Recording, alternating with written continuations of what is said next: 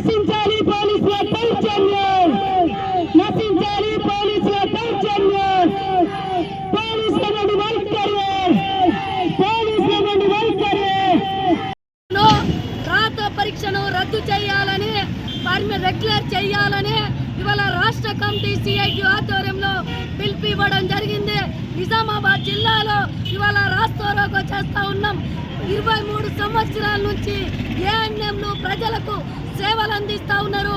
కుటుంబాలకు వదిలేసి ఇవాళ అవుతుంది, రేపు అవుతుంది, ఎల్లుండి అవుతుంది రెగ్యులర్ చేస్తామని చెప్పారు. కానీ ఈ రోజు వరకు రెగ్యులర్ చేయలేదు.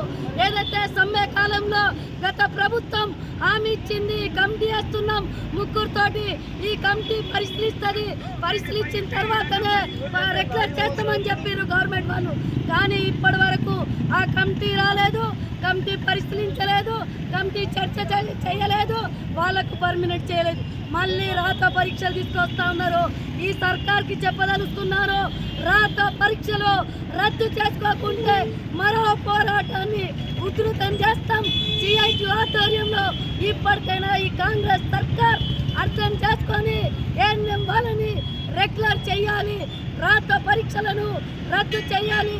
కరోనా మహమ్మారిలో కుటుంబాలకు వదిలేసుకొని, పిల్లలకు వదిలేసుకొని ఈ సర్కార్కు, ఈ ప్రభుత్వాలకు, ప్రజలకు సేవలు అందిస్తే మంచి గుర్తిప్పిస్తున్నారు. 40 సంవత్సరాలు పక్కాలు మొత్తం కుంచుకుపోయినాయి.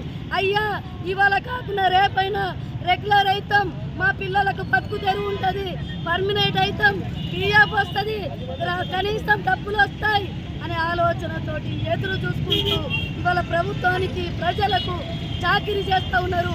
కనీసం ప్రభుత్వం అర్థం చేసుకొని పర్మనెంట్ రెగ్యులర్ చేయకుంటే ఈ పోరాటం మరో పోరాటంగా ఉధృతం చేస్తామని సిఐటిగా హెచ్చరిస్తూ ఉన్నారు.